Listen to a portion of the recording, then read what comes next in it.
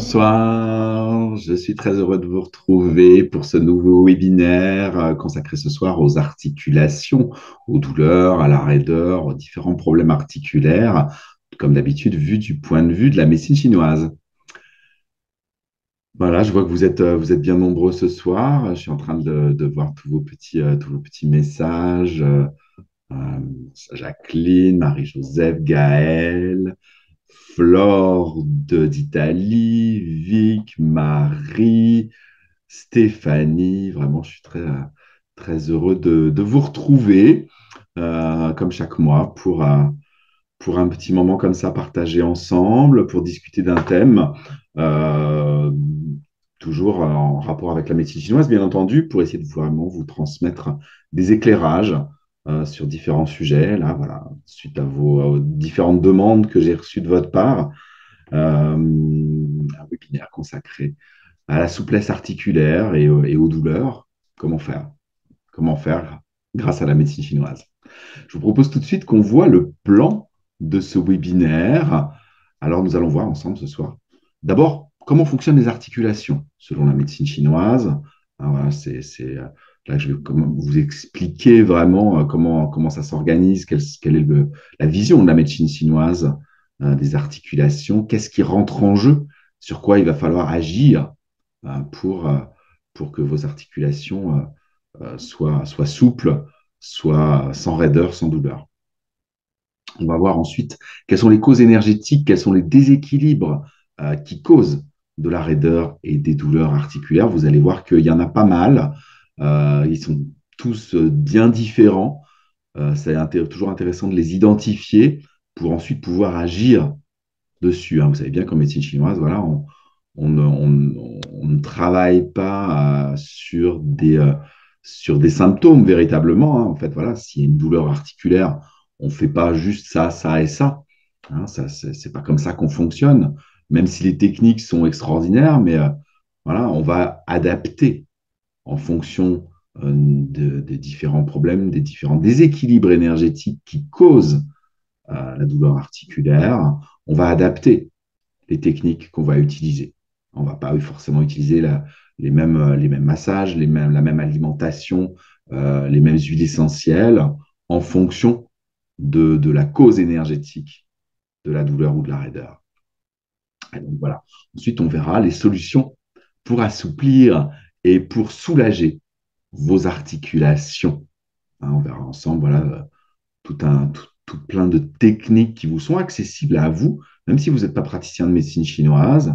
On verra ensemble la diététique, on verra ensemble les massages, les automassages, les exercices de Qigong, on verra voilà, tout un tas de techniques ensemble que vous pourrez utiliser rapidement tout de suite pour vous soulager et vous assouplir.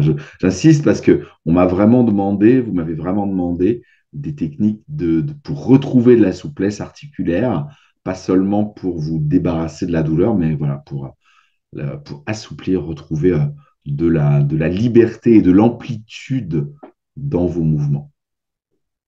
Je vous parlerai ensuite un tout petit peu à la fin des accompagnements en ligne que je propose, des accompagnements de médecine chinoise en ligne, puisque voilà, si vous pouvez avoir besoin, pour y voir clair dans tout ça, d'être accompagné, de savoir exactement quels outils, quelles techniques utiliser pour vous précisément.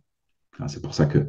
Mais je vous en parlerai tout à l'heure. Je ne vais pas commencer à expliquer maintenant les accompagnements. Et enfin, on terminera comme d'habitude par une session de questions-réponses. Je sais que bon nombre d'entre vous attendaient ce moment avec impatience. Et c'est là tout l'intérêt justement de suivre ces webinaires en direct parce que vous pouvez me poser vos questions. Et voilà, je prendrai le temps d'y répondre. Donc, vous pouvez d'ores et déjà commencer à poser vos questions dans le chat. Tout au long du webinaire, vous pouvez les poser, vous les écrivez dans le chat. Quand vous avez, voilà, je parle d'un sujet, et, il y a une question qui vous vient, plutôt que d'attendre la fin pour la poser, vous l'écrivez tout de suite dans le chat. Je ne vais pas la regarder tout de suite, moi par contre, mais quand je serai rendu au moment du webinaire de la session des questions et réponses, voilà, je reprendrai tout le chat et je repasserai en revue toutes les questions que vous m'avez posées et on prendra le temps d'y répondre ensemble. Donc, vous pouvez poser vos questions à n'importe quel moment jusqu'à la fin, jusqu'à ce que le webinaire soit clôturé. Vous pouvez poser vos questions dans le chat quand vous le souhaitez. Alors, eh bien, je vous propose maintenant qu'on commence par voir ensemble le fonctionnement des articulations selon la médecine chinoise. En médecine chinoise, les articulations dépendent de trois organes, la rate, le foie et les reins. Alors, je vous propose qu'on commence par les reins. Les reins, l'énergie des reins, voilà, c'est pas seulement les organes. En médecine chinoise, on a une vision beaucoup plus large. On parle de fonction énergétique des organes. On ne se contente pas de l'organe lui-même. Parce qu'effectivement, les reins, au niveau physiologique, l'organe, on sait bien à quoi il sert. La médecine occidentale l'explique par rapport au sang, par rapport au système urinaire, par rapport à l'évacuation des déchets qui sont dans l'eau. Oui, tout ça, on le sait. Mais d'un point de vue énergétique, c'est beaucoup plus vaste. Alors, en médecine chinoise, on considère que l'énergie des reins gouverne beaucoup de choses, puisque c'est l'énergie fondatrice de l'être humain. Et comme c'est l'énergie fondatrice, c'est elle qui gouverne la croissance du corps et qui gouverne les os. Les os de votre squelette, c'est l'énergie des reins qui les fabrique, qui les fait grandir, qui leur fait atteindre leur taille adulte. Et c'est l'énergie des reins qui continue tout au long de votre vie à gérer vos os. Alors, au niveau de l'énergie des reins, il y a surtout deux parties importantes qui sont le yin et le yang. Voilà, vous connaissez le yin et le yang. Le yang, ça va être tout ce qui est beaucoup plus fonctionnel, ce qui est plus actif, ce qui est plus chaleur. Et le yin, c'est ce qui va être beaucoup plus humectant, beaucoup plus froid, beaucoup plus nutritif.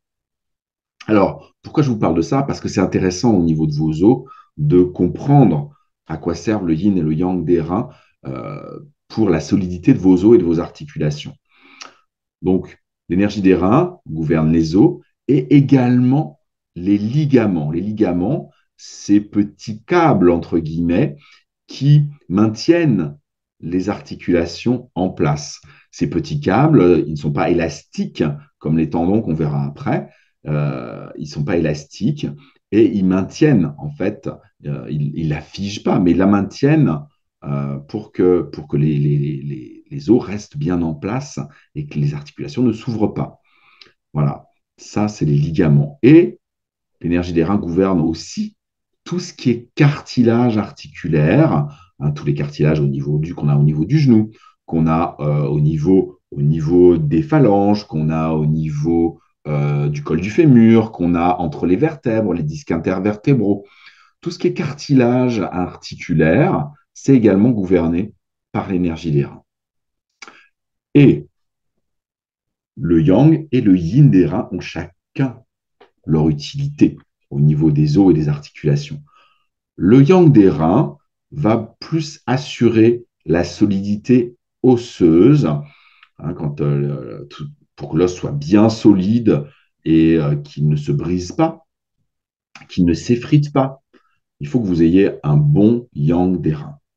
Et pour que les articulations restent humectées, que les cartilages restent bien gonflés, bien remplis de liquide, bien lubrifiés au niveau articulaire, il faut qu'il y ait suffisamment de yin également. Donc, les articulations, le bon fonctionnement articulaire dépend d'un juste équilibre entre le yin et le yang des reins. Ça va permettre ensuite de savoir justement si le yin ou le yang des reins est déficient. Une personne qui va avoir du yang des reins déficient va avoir des os qui vont plutôt se ramollir, alors que et s'effriter, parce que la solidité, l'intégrité de l'os n'est plus totale, alors que la personne qui va être en déficience de yin des reins, c'est beaucoup plus les cartilages qui vont s'assécher et les articulations ne seront plus aussi lubrifiées. C'est comme ça qu'on a des disques qui s'affaissent, des cartilages qui s'usent, etc. Ça, c'est de la déficience de yin. Ça, c'est pour la partie énergie des reins, la partie os, ligaments, cartilage. Ensuite, au-dessus, je dirais, de cette structure, nous avons les muscles et les tendons qui sont gouvernés par l'énergie du foie. L'énergie du foie, sa fonction principale, c'est de mettre en mouvement. Et pour pouvoir mettre le corps en mouvement, c'est elle qui gouverne les muscles et les tendons. Les tendons, c'est comment dire, la, comment dire, la partie terminale des muscles qui s'attache au niveau des articulations. C'est vraiment, ça a une structure très particulière, le tendon, qui est assez rigide, mais qui reste quand même suffisamment élastique pour permettre le mouvement. Les tendons, comme je vous le disais tout à l'heure, en parlant des ligaments, les tendons, eux, gardent une certaine élasticité, alors que les ligaments, pas du tout. Bon, c'est vrai quand même que les tendons peuvent également se rompre, se déchirer. Ça, c'est quand même possible. Mais le point de rupture est beaucoup plus éloigné pour le tendon que pour le ligament. Donc les tendons sont gouvernés par l'énergie du foie. Et là, c'est la même chose. Il y a le yin, le yang et aussi le sang du foie, parce que c'est un organe, c'est votre organe qui est la plus grosse réserve du sang de votre corps.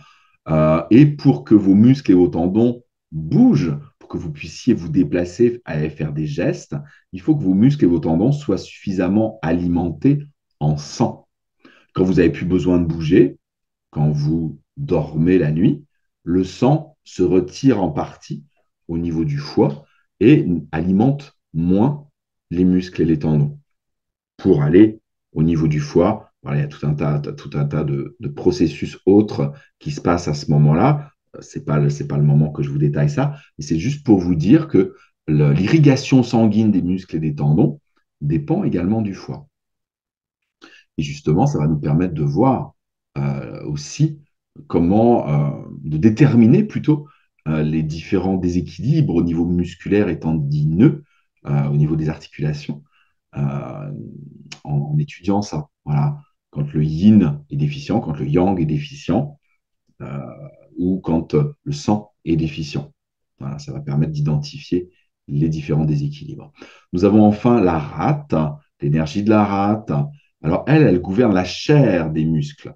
Hein, tout ce qui est tonicité musculaire, c'est l'énergie de la rate qui gère ça. La rate, elle a pour un de ses rôles, c'est de maintenir les tissus en place.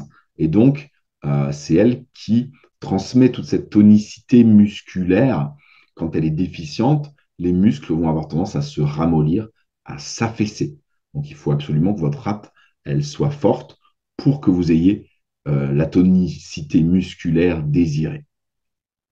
Voilà, c'est les trois organes qui sont les plus importants pour les articulations, l'énergie des reins, l'énergie du foie et l'énergie de la rate. Alors, ensuite, eh bien, je vous propose qu'on voit les différentes causes énergétiques de la raideur et des douleurs articulaires. Je vous ai déjà un petit peu expliqué des choses avec le yin et le yang des reins.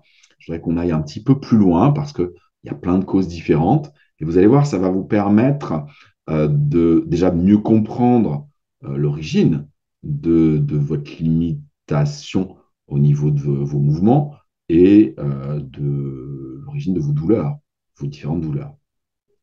Alors, quelles sont les causes énergétiques des douleurs et de la raideur articulaire qui sont identifiées par la médecine chinoise? Alors là, on va commencer par des choses que vous connaissez sûrement. Il y a tout ce qui est bien sûr traumatique. Hein, quand vous vous cognez, quand vous tombez, quand vous êtes blessé. Hein, on parlait de déchirure tout à l'heure. Tout ce qui peut être entorse, fracture, choc, tout ça, voilà, ça peut créer même quand c'est réparé, il peut rester du déséquilibre énergétique au niveau du traumatisme. Quand il y a un traumatisme, ce qu'il faut savoir, c'est que euh, si c'est un traumatisme uniquement tendon, muscle, euh, et comment que je veux dire, ligamentaire, on peut avoir derrière, quand ça se répare, on peut garder de la stase de sang, on peut garder de la stagnation d'énergie. Hein, c'est-à-dire qu'on peut, l'énergie et le sang, la circulation est rompue au moment du traumatisme, ce qui crée une stase. Un hématome, c'est une stase de sang. La circulation d'énergie est rompue aussi à ce moment-là. Et c'est pas parce que ça se répare que l'énergie et le sang se remettent forcément tout seuls en mouvement. Moi, ça m'arrive très souvent de voir des personnes qui sont tombées, qui ont fait des chutes ou qui ont eu des accidents et qui continuent d'avoir de la douleur résiduelle des mois, voire des années plus tard. Et à ce moment-là, on regarde, est-ce que c'est le sang qui est encore bloqué, hein? Il peut y avoir des stases, même si ça ne se voit plus, même s'il n'y a plus d'hématome, même si ça ne se voit pas d'ailleurs aux échographies, aux radios ou aux scanners, euh, on se rend compte qu'en faisant circuler le sang, même quand ça fait des années et des années, eh bien, ça soulage la douleur. Pareil pour la stagnation d'énergie. Voilà, c'est important d'aller voir s'il y a déjà eu du traumatisme et que la douleur est localisée à l'endroit du traumatisme, c'est justement, il ne faudrait pas faire circuler l'énergie et le sang pour débloquer les séquelles, hein, les séquelles énergétiques de ce traumatisme. Quand on se fracture un os, ça peut aussi engendrer de la déficience au niveau de l'énergie des reins, hein, puisque je vous l'ai dit, les os sont gouvernés par les reins. Quand on fracture un os, quand on fêle même un os, quand on touche aux dents, puisque les dents sont des os également, ça affaiblit l'énergie des reins. À voir si c'est le yang ou le yin qui a été affaibli. Hein, je vous ai expliqué la différence tout à l'heure. Ça, c'est pour tout ce qui est traumatisme. Les mouvements répétitifs, vous savez, c'est les personnes qui font le même mouvement toute la journée. Hein, il y a plein de. C'est pas forcé d'être à l'usine pour ça. Quand on fait de la souris toute la journée, quand on fait du clavier toute la journée, quand on fait la cuisine toute la journée, quand on porte des choses toute la journée, tout ce qui va être mouvement répétitif, ça peut créer de l'inflammation au niveau tendineux, la fameuse tendinite. Euh, et là, voilà, c'est vraiment de l'inflammation, c'est du feu dans l'articulation qui rentre dans l'articulation par l'intermédiaire du tendon. Et là, il va absolument falloir apaiser le feu et essayer d'éviter au maximum de mettre en mouvement ces tendons-là, cette zone-là, pendant un certain moment, le temps que voilà, ça s'apaise et que ça puisse ainsi se rééquilibrer. Ça, c'est tout ce qui est mouvement répétitif. Nous avons aussi les mauvaises postures. On n'est pas loin des mouvements répétitifs. Quand vous travaillez dans une posture où vous forcez sur une partie de votre corps, ou alors vous êtes en déséquilibre, ou vous êtes mal installé, ça peut créer différents blocages. Ça peut créer de la stase de sang comme un traumatisme. Ça peut créer du blocage d'énergie comme un traumatisme. Ça peut créer de l'inflammation comme les mouvements répétitifs dont je viens de parler. Hein, c'est vraiment important d'identifier ça. Et après, il ne suffit pas de régler, de soigner, je dirais, l'inflammation, la stase de sang ou la stagnation d'énergie. Il faut aussi rectifier cette histoire de posture, euh, peut-être rééquilibrer le poste de travail, trouver d'autres façons de se tenir et peut-être faire du renforcement musculaire de certaines parties du corps pour éviter justement de retomber dans cette mauvaise posture. Voilà tout ce qui est possible de faire avec la médecine chinoise. Voilà pour les trois premières causes. Ensuite, nous avons ce qu'on appelons, ça c'est vraiment particulier de la médecine chinoise, on ne parle pas de ça souvent, les énergies climatiques extérieures. hein, c'est-à-dire les énergies climatiques extérieures, il y en a plusieurs. Moi, je vous en ai mis que trois là, parce que c'est celles qui engendrent des problèmes articulaires. Mais il y a donc le vent, le froid, l'humidité, la chaleur, la sécheresse, la canicule. Voilà. Ce qu'on appelle les énergies climatiques externes. Et ça peut vraiment provoquer des douleurs et des problèmes articulaires, voire des rhumatismes. Le vent, quand il rentre, quand il pénètre à la surface du corps, il peut bloquer les muscles et les tendons, il peut bloquer au niveau de la peau, il peut même donner comment dire, sensation de paralysie, hein. Ça, c'est tout à fait possible avec le vent, d'engourdissement. Le froid, le froid peut vraiment congeler une articulation si vous passez du temps assis dehors sur je sais pas moi, un mur en pierre l'hiver. Voilà, le froid, il peut rentrer dans les articulations des hanches. Si vous prenez du vent froid sur la nuque, vous pouvez très bien vous retrouver avec blocage, ce qu'on appelle un torticolis, hein, blocage au niveau de la nuque, au niveau du visage avec la clim, au niveau des épaules, avec la clim dans la voiture, avec un courant d'air, ça c'est du vent, du froid. L'humidité, c'est pareil, elle a d'autres caractéristiques, mais l'humidité voilà, peut aussi créer des douleurs articulaires rhumatismales. Voilà, vous avez souvent des gens comme ça, une fois qu'il s'est rentré à l'intérieur, eh ben, ils sentent dans leur corps s'il va pleuvoir. Parce qu'en fait, l'humidité qui arrive, elle réveille la douleur qui est causée par l'humidité qui a pénétré dans leur organisme. Hein, l'humidité, ça va être plutôt donner des douleurs avec des sensations de lourdeur, alors que le froid va donner des douleurs qui sont plutôt fixes et qui peuvent être assez aiguës. Et les douleurs de froid peuvent réveiller la nuit, tout comme les douleurs de stase de sang d'ailleurs qui peuvent réveiller la nuit. Ça, c'est pour les énergies climatiques. Il y en a beaucoup plus que vous pensez, hein, voilà. C'est très, surtout en ce moment, là, fin de printemps, début d'été, du vent, du froid, on se découvre un peu plus. C'est vite arrivé, hein, de se faire un torticolis. Moi, là où ça m'arrive le plus régulièrement, moins maintenant, mais ça m'arrive des fois, c'est dans l'avion. À une époque, ça m'arrivait beaucoup quand je prenais le TGV et que je m'endormais la tête contre la fenêtre avec la clim dans la figure. Bah, je pouvais être sûr de me taper un torticolis derrière à cause du vent froid qui était rentré dans mon cou. Alors, ensuite, ça c'était pour les énergies climatiques. L'excès de stress et d'émotions contenues. Alors ça peut aussi créer beaucoup de tension dans le corps. Quand on a beaucoup de stress et d'émotions et qu'on les contient, on bloque l'énergie du foie. Et quand on bloque l'énergie du foie, ça se répercute sur les muscles et les tendons du corps. On peut se retrouver vraiment avec des douleurs, là où les tensions s'installent le plus facilement. En général, chez la plupart des gens, les tensions vont s'accumuler au niveau des épaules, des trapèzes, de la nuque, au niveau du dos. Ça peut être au niveau des mains, des poignets, au niveau du bas du dos, au niveau des fesses, au niveau des genoux. Partout là où on va accumuler les tensions plus facilement. Euh, c'est parce que voilà, ça suit ce chemin-là, émotion contenue, ça bloque l'énergie du foie et donc ça bloque les muscles et les tendons. Alors si en plus, effectivement, vous faites des mouvements répétitifs ou que vous avez une mauvaise posture, euh, ça en rajoute.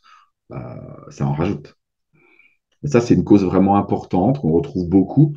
Et à force, et à force, et à force que vous ayez des tensions musculaires et tendineuses, ça peut finir par créer de l'inflammation articulaire, ça peut finir par abîmer les articulations parce que vous fonctionnez en force, vous forcez dessus. Et vous pouvez créer de l'inflammation, vous pouvez les abîmer, vos articulations, à cause de ces tensions tendineuses et musculaires. C'est très, très, très courant. La plupart des personnes qui viennent me voir pour des douleurs, je travaille aussi sur l'énergie du foie pour détendre. Dès que vous êtes tendu et que vous avez de la douleur à cause de ça, pour détendre, il faut absolument dénouer l'énergie du foie. Nous avons enfin les déséquilibres énergétiques dont je vous ai un petit peu déjà parlé, la déficience de yin, la déficience de yang et la déficience de sang. Je ne vous ai pas indiqué si c'était les reins ou le foie, pour faire simple. Pour faire simple, déficience de yin, que ce soit les reins ou le foie, il n'y a pas assez de liquide dans votre organisme. L'organisme s'échauffe et crée des douleurs inflammatoires. Et il peut y avoir un assèchement des, des cartilages, hein, des cartilages articulaires, des disques intervertébraux. Et dans ces cas-là, les muscles et les tendons ont tendance à se raidir, hein, et à limiter le mouvement parce qu'ils ne sont pas assez nourris, ils sont pas, et donc ils s'assèchent et ils se raidissent. Quand on a une déficience de yang, il peut y avoir aussi des douleurs articulaires. Là, il n'y a pas forcément de raidissement. Par contre, vous avez sensation de froid, vous avez vraiment besoin de chaleur au niveau de vos articulations. En déficience de yang, ça veut dire qu'il n'y a pas assez de chaleur. Donc, vous avez besoin de réchauffer votre corps et c'est ça qui vous soulage. Et enfin, la déficience de sang, je l'ai quand même mis. Euh, c'est une cause un petit peu, pas compliquée, mais différente. C'est-à-dire, quand je vous l'ai expliqué tout à l'heure, quand les muscles et les tendons ne sont pas suffisamment assez nourris en sang, et bien quand ils ne sont pas assez nourris en sang, ils ont tendance à être moins tendus.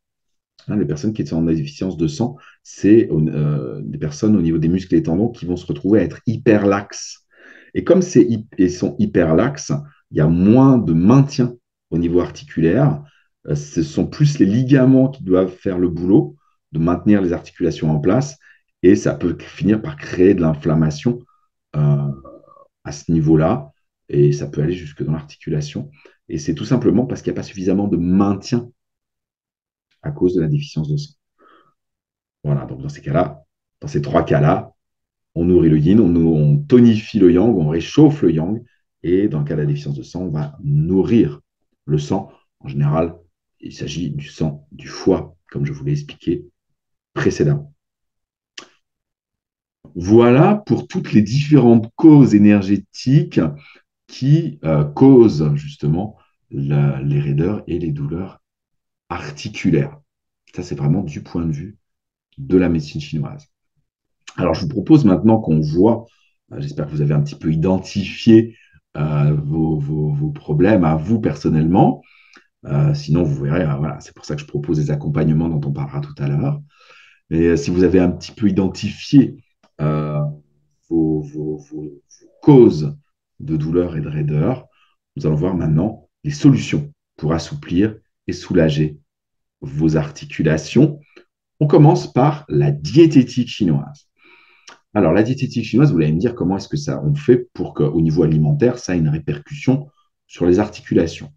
Eh bien, si vous êtes en déficience de yin et que vous avez tendance à avoir un terrain inflammatoire au niveau articulaire, vous allez privilégier les aliments yin, les aliments qui sont juteux et les aliments qui poussent dans la terre. Tous les aliments qui poussent à la verticale dans la terre sont des aliments qui sont très yin, hein, comme les carottes par exemple. C'est des aliments qui sont yin et qui vont amener du yin dans votre organisme. Tous les aliments qui sont juteux sont des aliments yin aussi. Tout ce qui est, moi je vous ai dit, le yin, c'est ce qui hydrate. Hein, donc tout ce qui est yin, c'est forcément juteux ou ça pousse à la verticale dans la terre. Et à côté de ça, vous allez éviter les aliments qui amènent trop de yang. Hein, vous allez éviter les viandes rouges, par exemple, ça c'est très yang. Vous allez éviter tout ce qui est tous les aliments qui sont très denses, hein, les fruits à coque, par exemple, ça c'est très dense, c'est très yang. Et vous allez éviter aussi les aliments qui vont aller raidir les muscles et les tendons. Et ça, c'est tous les aliments acides dont font partie les agrumes. Hein, quand on a tendance à avoir de l'inflammation au niveau tendineux et musculaire, les agrumes, à part le citron, mais les agrumes sont à éviter. Hein, on peut très bien se déclencher des tendinites quand on boit énormément de jus d'orange. À force, ça acidifie les muscles et les tendons, ça les raidit et ça peut créer vraiment de la tendinite, de la douleur, etc. Donc ça, c'est des aliments qui sont à éviter. Si vous êtes en déficience de yang, là, vous allez utiliser beaucoup plus les aliments yang et les aliments qui sont réchauffants, hein. Voilà, ça, c'est important d'aller vers ce qui va amener de la chaleur dans l'organisme, vers les épices, vers effectivement tous les aliments yang dont je parlais à l'instant, d'amener ce qui va réchauffer l'organisme dans la profondeur. Si vous êtes en stagnation d'énergie du foie, il y a besoin de mouvement, donc vous allez adopter une digestion qui sera le moins grasse possible, hein, pour ne pas encrasser votre foie, et avec des choses qui vont aider au mouvement, comme d'ajouter des fleurs, par exemple, dans votre alimentation, des choses qui vont amener de la légèreté, de la subtilité, hein. La fleur d'oranger, par exemple, est excellente pour aider l'énergie du foie à mieux circuler. Voilà, on peut vraiment adapter l'alimentation à chaque déséquilibre énergétique, vraiment pour aider. Surtout quand il y a des déficiences comme ça.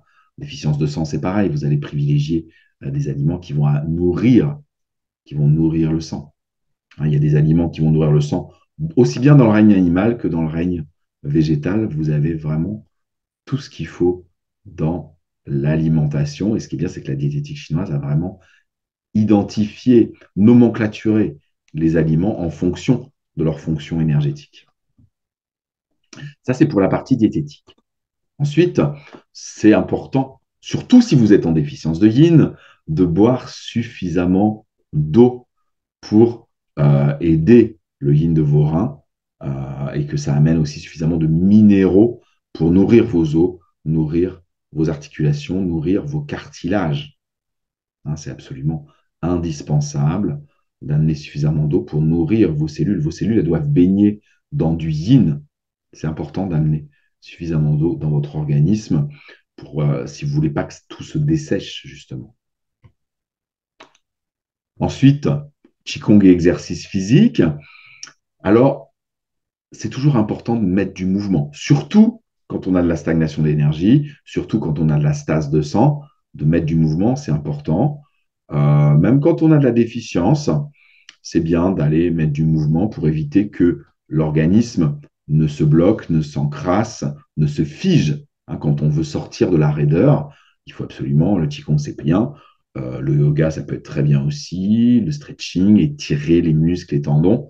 Plus vous allez les étirer, plus vous allez débloquer l'énergie du foie, plus vous allez leur permettre d'être mieux nourris en yin et en sang.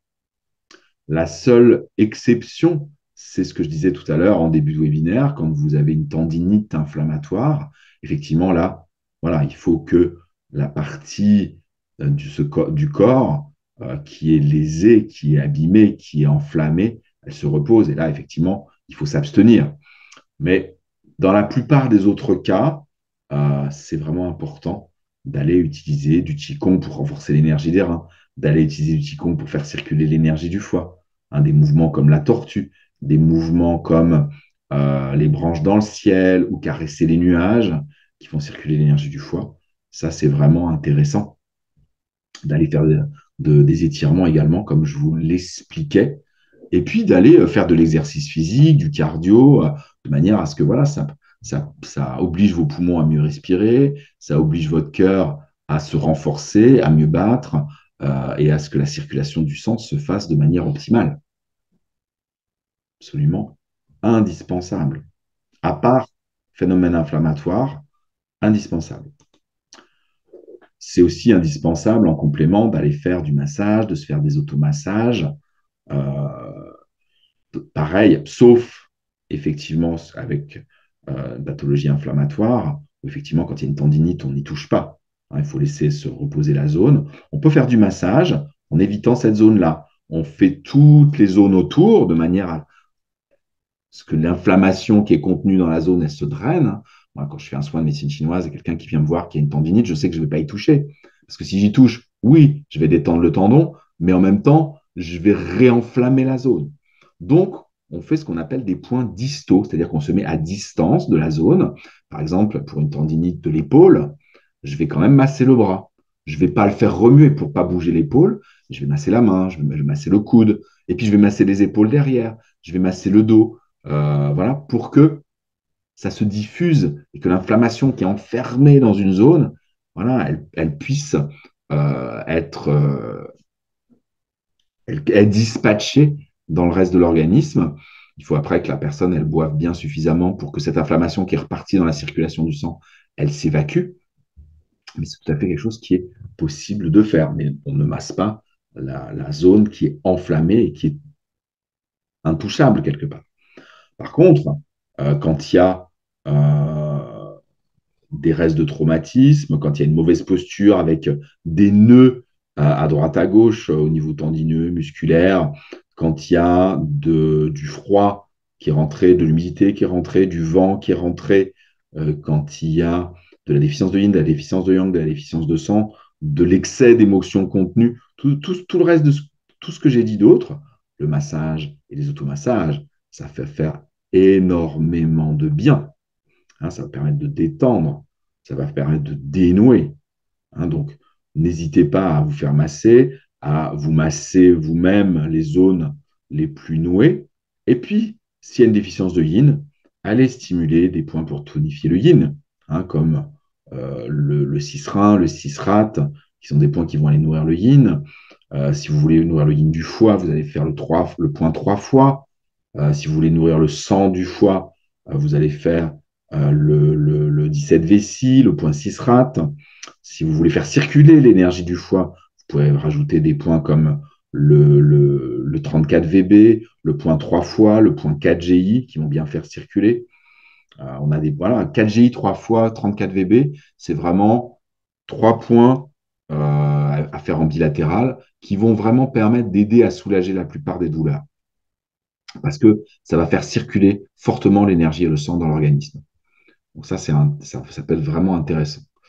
Vous pouvez rajouter de la chaleur, hein, surtout si vous êtes en déficience de yang. Dès que vous sentez que vous avez besoin de chaleur dans une zone, même si vous n'avez pas bien identifié, écoutez-vous. Hein, moi, je demande souvent à mes patients euh, si, quand ils ont mal quelque part, est-ce qu'ils mettraient plutôt du froid ou plutôt de la chaleur? Oui, mais on m'a dit que... Non, non, non. Ce qu'il faut, c'est ce que vous ressentez vous. Si vous sentez que vous avez besoin de mettre de la chaleur et que ça va vous faire du bien, faites-le. Si vous sentez que vous avez besoin de fraîcheur, faites-le. Hein. Évitez de mettre de la glace pour ne pas congeler votre circulation d'énergie et de sang et ne pas faire rentrer de froid dans l'organisme.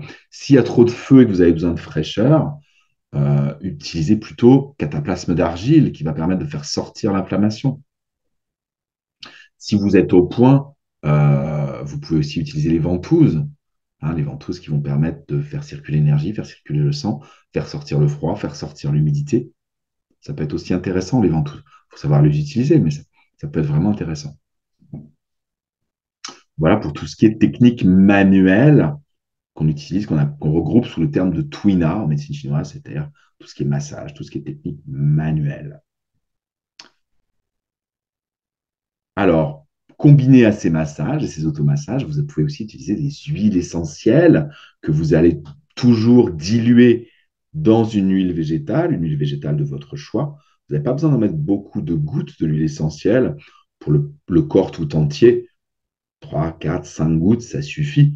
Bon, il y a des huiles essentielles que vous devez utiliser où il faut en mettre vraiment peu. Hein, si vous choisissez d'utiliser l'huile essentielle de cannelle, vraiment, vous la diluez énormément, énormément. Sinon, ça va vraiment, vous allez vous transformer en homard parce que vraiment, voilà, si on en met un peu de trop, la cannelle, ça a un effet vraiment fort au niveau de la peau. Vous avez l'impression d'avoir un coup de soleil. Donc vraiment, vous la diluez énormément si vous choisissez d'utiliser la cannelle. Moi, franchement, je l'utilise très peu en massage, la cannelle, ou alors j'en mets vraiment une seule goutte, parce que c'est quand même, ça peut être vraiment trop chaud. Donc pareil que tout à l'heure, ce que je disais avec les automassages et les massages, s'il y a besoin d'amener de la chaleur, vous allez utiliser des huiles essentielles qui sont réchauffantes, comme la Gaulterie. Bon, voilà, la cannelle, c'est pas forcément utile, mais vous avez la gaulterie, vous avez l'eucalyptus citronné, Pour tonifier le yang des reins, vous avez l'épinette noire, vous avez le pin sylvestre, le genévrier. Pour amener de la fraîcheur dans une articulation qui est hyper enflammée, vous pouvez utiliser de la lavande vraie. Vous pouvez utiliser très localement et toujours diluer de la menthe. Hein. Évitez de faire le corps tout entier avec de la menthe parce que vraiment, ça va être trop grand en impression de froid. Mais localement, si vraiment il y a besoin. Moi, je vais plus utiliser la lavande pour rafraîchir, mais voilà, la menthe, ça fonctionne aussi. Pour faire circuler l'énergie du foie, bah, tout ce qui détend, celle qui détend le plus, c'est le petit grain bigarade. C'est l'huile essentielle qui a le plus grand pouvoir relaxant. L'ylang-ylang peut être très bien également. Euh, pour, qu'est-ce que j'ai dit? Amener de la chaleur, nourrir le yin. Il y a aussi des huiles essentielles qui nourrissent le yin, comme le géranium. Voilà, ce qui nourrit le yin. Pour faire circuler le sang, vous avez enfin l'huile essentielle d'hélicryse italienne à mettre sur les hématomes et sur les traumatismes, même anciens, ça fonctionne. Alors là, il faut vraiment beaucoup la diluer, l'hélicryse également, quand on l'utilise tous les jours sur une zone qui a des séquelles d'il y a longtemps. Il faut beaucoup la diluer, mais c'est extrêmement efficace. Efficace pour aller débloquer une ancienne stase de sang.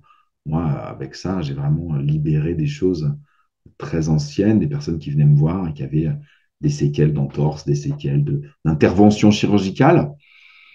Et voilà, je leur faisais mettre de l'huile essentielle d'hélicryse italienne diluée dans de l'huile végétale ou dans du gel d'aloe vera tous les jours pendant 2, 3, 4, 5, 6 mois. Et on a des résultats absolument incroyables, des douleurs qui pouvaient être là depuis 10 ans, 15 ans, 20 ans et qui cèdent, qui disparaissent. Quand on en met tous les jours, vraiment, il faut mettre très, très peu de l'hélicryse italienne, 1 à 2 gouttes maximum diluées dans de l'huile végétale ou de l'huile gel d'aloe vera au choix. Tout dépend si vous voulez masser la zone ou pas.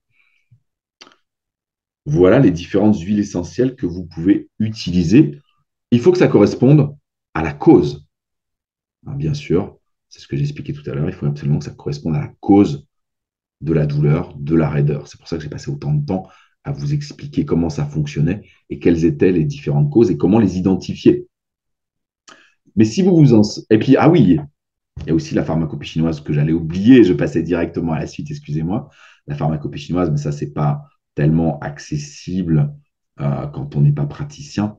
Voilà, c'était juste pour information, il existe aussi des formules de pharmacopée chinoise pour évacuer les énergies climatiques, pour renforcer le yin, pour renforcer le yang, pour faire circuler l'énergie du foie, faire circuler le sang, nourrir le sang du foie. Il y a des formules adaptées à chaque cause de vos différentes douleurs, les rhumatismes, l'arthrose, toutes les pathologies articulaires. On cherche la cause en médecine chinoise et on va aller agir dessus. Et en pharmacopée chinoise, voilà, des formules de plantes qui ont été, comme la diététique, hein, ils ont tout identifié, nomenclaturé et déterminé les fonctions énergétiques des différentes plantes médicinales. Alors voilà, j'en viens à ce que je voulais dire juste à l'instant. Si vous n'avez pas identifié quelle est la cause de vos rhumatismes, quelle est la cause de votre raideur, quelle est la cause de vos douleurs articulaires, il est possible de faire un bilan énergétique. C'est ce qu'il faut faire de toute façon. Faire un bilan énergétique, ça veut dire identifier la cause ou les causes, parce qu'il peut y avoir plusieurs causes à vos douleurs, à votre raideur articulaire. Alors, c'est pour ça que je propose des accompagnements de médecine chinoise en ligne qui sont bien entendu personnalisés. On commence par faire un bilan énergétique complet, c'est-à-dire qu'on passe en revue vos différents symptômes et on va chercher et effectuer différents tests pour identifier le ou les déséquilibres énergétiques et aussi les causes qui sont derrière les déséquilibres énergétiques. Parce que, voilà, je vous l'ai expliqué tout à l'heure, il ne suffit pas de déterminer, par exemple, qu'il y a une stase de sang à cet endroit-là. Quelle est la cause? Oui, alors si c'est un traumatisme, ok, mais si c'est une mauvaise posture, si c'est un excès de mouvement, s'il y a un blocage énergie du foie qui se cache derrière, est-ce qu'il n'y aurait pas en plus derrière des émotions contenues? Vous voyez? Est-ce qu'il y a eu des traumatismes émotionnels? On peut vraiment remonter loin et identifier les différentes causes parce que ça va être intéressant non seulement de corriger les différents déséquilibres énergétiques, mais également d'aller résoudre le plus possible les causes à l'origine des déséquilibres énergétiques pour éviter que ça revienne. Quand on a fait ça, on crée un programme personnalisé. Hein, ça peut être du soin énergétique, ça peut être au niveau alimentaire. Qu'est-ce que vous avez besoin de faire comme exercice physique? Qu'est-ce que vous avez besoin de faire comme méditation? Qu'est-ce que vous avez besoin de prendre comme complément alimentaire? De quoi est-ce que vous avez besoin vraiment, vous? Si vous avez besoin de minéraux, si vous avez besoin de vitamines, est-ce que vous avez besoin d'utiliser des huiles essentielles? Voilà. Et lesquelles? Tout ça, on va pouvoir le faire à partir du moment où on a fait votre bilan énergétique. Et puis, on peut faire du soin énergétique. Ça fait partie des accompagnements personnalisés que je propose. De faire pendant tout l'accompagnement. Un accompagnement, ça dure entre 1 à 6 mois. Et on peut faire du soin énergétique à chaque séance. Pendant 1 à 6 mois, il y a une séance par semaine qui dure entre 60 et 90 minutes. Et on peut faire du soin énergétique à chaque séance, ce qui veut dire que vraiment, petit à petit, on va corriger l'ensemble de vos déséquilibres énergétiques. Si vous êtes intéressé et que vous voulez qu'on en discute, je vous invite à réserver une consultation gratuite de 30 minutes avec moi. Voilà, comme ça, vous m'exposez un peu vos problèmes, vos différents symptômes, on en discute, on voit ce qui est adapté pour vous. Et pour ça, voilà, je vous invite à prendre rendez-vous en cliquant sur le lien qui se trouve en dessous de cette vidéo si vous suivez ce webinaire en replay. Et si vous êtes là maintenant tout de suite en présentiel, en direct, vous allez retrouver ce lien sur lequel vous pouvez cliquer. Je vous le mets dans le chat maintenant. Voilà, c'est fait. Voilà, donc n'hésitez pas, c'est gratuit si vous voulez qu'on en discute. Si vous voulez voir ce qui est possible, n'hésitez pas à prendre rendez-vous avec moi pour une pré-consultation quelque part. On discute de tout ça ensemble. Voilà, nous arrivons enfin à la fin de ce webinaire et à la session questions-réponses. Donc, eh bien, écoutez, je vous invite à continuer de poser vos questions dans le chat. Tant que ce webinaire n'est pas terminé, vous pouvez continuer de poser vos questions. Je vais maintenant reprendre le chat depuis le début afin de répondre à toutes vos questions. Marie-Joseph, est-ce qu'en cas d'ostéoporose, il y a des postures ou exercices qu'on doit éviter? Oui, Marie-Joseph, effectivement, ça c'est quelque chose que j'aurais pu évoquer tout à fait. Quand vos os sont déjà abîmés, vos articulations sont déjà abîmées, vos disques intervertébraux, vos cartilages sont abîmés, effectivement, il faut éviter de les abîmer plus. C'est pour ça que le Qigong et le yoga sont des pratiques qui sont très adaptées parce qu'on ne fait rien en force. Et on va surtout travailler sur l'énergie. Donc, euh, c'est tout à fait adapté aux personnes qui font de l'ostéoporose. Moi, j'ai souvent en cours de Qigong des personnes qui ont des problèmes articulaires. Et le Qigong n'est pas du tout contre-indiqué. Ce qu'il ne faut pas faire, effectivement, c'est d'exercices physiques qui créent de l'inflammation. Qigong et yoga, ce n'est pas un problème parce que, au contraire, on va aller redonner de l'énergie là où il y en a besoin. On va aller densifier l'énergie là où elle était en faiblesse et on risque en aucun cas de créer de l'inflammation. Mais tout ce qui est effectivement, tout ce qui va être effort, euh, c'est effectivement à éviter. Marie-Joseph, j'ai eu plusieurs séances en dentisterie en 6 mois. Si les dents ont été abîmées, fracturées, percées, enlevées, ça veut dire que sûrement votre énergie des reins, yin ou yang, je ne sais pas, mais a dû être affaiblie. Et la suite, excusez-moi, je n'avais pas vu. J'avais déjà de l'ostéoporose. Est-ce que cela m'a affaibli les reins? Est-ce que c'est pour ça que j'ai des problèmes de vessie actuellement? C'est bien possible. C'est bien possible si vous avez des problèmes de vessie de ce style, du style incontinence. Ça, c'est la déficience de yang des reins. Donc, il va falloir renforcer le yang de vos reins, réchauffer vos reins. Euh, Ça, c'est indispensable. S'il y a déjà de l'ostéoporose et des problèmes de vessie, effectivement, il va falloir agir vraiment dans la profondeur La pharmacopée chinoise peut être peut-être très adaptée, le soin énergétique peut être adapté, massage, ça peut être intéressant aussi. Qigong peut être très intéressant également, hein, pour ramener de l'énergie au niveau des reins. Ça va être vraiment très adapté à vous. Michel, en sonothérapie, quels sont pour renforcer le yin ou le yang? Alors, je ne connais pas suffisamment bien la sonothérapie. Par contre, il y a les sons qu'on utilise en Qigong pour évacuer les émotions. Hein, ça, on a ça. Mais ce n'est pas ce que vous me demandez. Des sons pour renforcer le yin, des sons pour renforcer le yang. C'est pas quelque chose sur lequel je me suis penché, Michel. C'est pas quelque chose que j'utilise, la sonothérapie. Mais il existe sûrement des sons. Alors, est-ce que les sons des gongs renforcent plus le yin et le son, par exemple, de bambou renforce plus le yang? Je ne saurais pas vous dire, Michel, malheureusement. Mais sûrement que ça a été étudié par la médecine chinoise. Mais je me suis pas intéressé à ça jusqu'à présent. Mais c'est sûrement très intéressant et ça peut faire des outils supplémentaires. Stéphanie, pour une tendinite, peut-on tout de même faire un léger massage avec les huiles essentielles qui sont anti-inflammatoires, bien entendu. Mais quand vous appliquez les huiles essentielles, vous massez à peine. Ce qu'il ne faut pas, quand il y a une tendinite, c'est aller vraiment dans le tendon, essayer de détendre, de faire lâcher prise le tendon. Non. Mais par contre, faire un massage doux, d'appliquer des huiles essentielles dessus, oui, tout à fait, c'est possible. Tant que la personne, ça réveille pas la douleur, vous pouvez y aller. Parce il faut pas y aller comme quelqu'un qui est en déficience de yang, qui a froid et tout. Ou là, vous pouvez y aller, ou quelqu'un qui est très tendu. Là, on peut y aller parce qu'on veut détendre, hein, quelqu'un qui a des nœuds dans le corps, au niveau musculaire, au niveau tendinaire.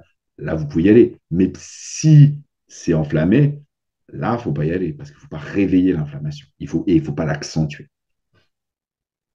Voilà. Est-ce que vous avez d'autres questions avant qu'on clôture ce webinaire du mois de mai sur la souplesse et la raideur articulaire? Je sais que voilà, j'ai reçu une question avant qu'on termine. J'ai reçu une question, je crois que c'était hier, une personne qui ne pouvait pas être présente et qui m'a demandé comment était vue la fibromyalgie dans la médecine chinoise, cette pathologie voilà, qui crée un ensemble de beaucoup de douleurs et surtout une hypersensibilité à la douleur. Est-ce que je peux répondre à ça?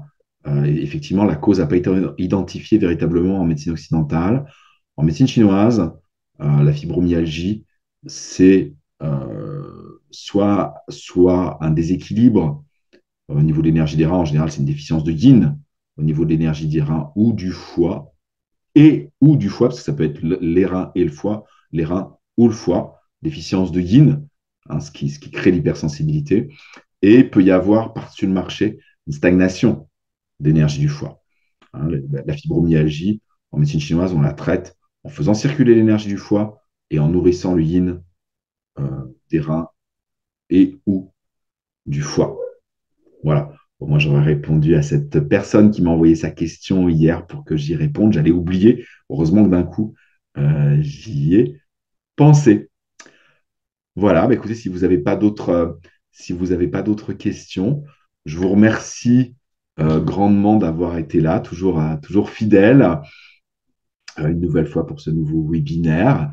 Et puis voilà, si vous le suivez en replay, ce webinaire, voilà, je suis heureux aussi. Je sais qu'il y a beaucoup de gens qui les regardent en replay. Heureux que ça réponde à vos attentes. N'hésitez pas, comme des personnes m'ont envoyé des messages pour me demander ce thème pour ce soir. N'hésitez pas à faire de même. Voilà, si vous avez un thème que vous voulez que j'aborde, tout particulièrement en médecine chinoise, effectivement, la fibromyalgie, je pourrais peut-être y consacrer un webinaire entier. Mais si vous avez d'autres idées, d'autres besoins, n'hésitez pas à m'envoyer un message. Je me ferai une joie de faire un webinaire sur le sujet en question. Voilà, on se retrouve le mois prochain pour un nouveau webinaire, un nouveau thème. En attendant, prenez bien soin de vous, occupez-vous de votre corps, de vos articulations Et si vous vous en sortez pas avec tout ce qu'on a dit ce soir, n'hésitez pas à prendre rendez-vous pour une consultation de 30 minutes gratuite avec moi, qu'on discute de ça et voir comment je peux vous aider au mieux. Je vous souhaite une excellente soirée et je vous dis au mois prochain. Merci à tous, merci à toutes. Au revoir.